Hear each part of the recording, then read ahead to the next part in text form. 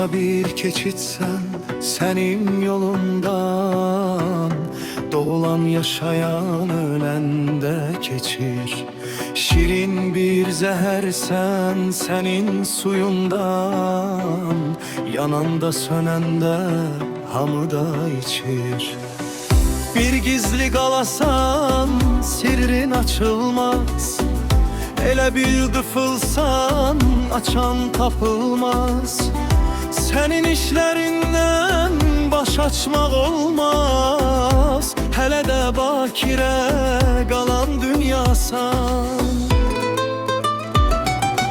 İsmətsiz qadınsan girib donlara, şirin bir söz kimi yayılıb cana.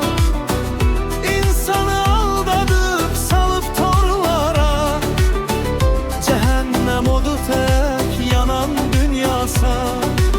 İsmətsiz qadınsan girib donlara, şirin bir söz kimi yayılıb cana. İnsanı aldadıb salıb torlara, cəhənnəm odu tək yanan dünyasan.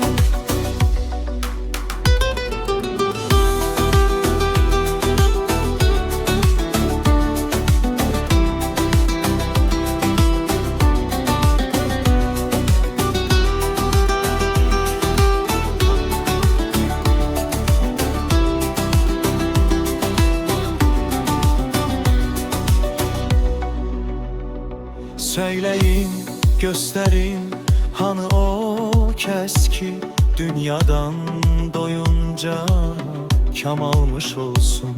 Gösterin o şəxsi, o insanı ki arzusu gözünde kalmamış olsun. Bu yalan dünyadan gel umma vefa, her adım başında aldadacaqdı. Var dövlət gösterip biraz güldürüp, yeri gelen kimi kusturacaqdı. Coşmuş bir deryasan suyun durulmaz, elə bil tufansan qasırğan yatmaz. Sənə bel bağlayıb inanmaq olmaz, naxələf dostlar tək alçaq dünyasan. Aftana bir ömür verdin kirayə, bu ömrü yaşattın sefir avare.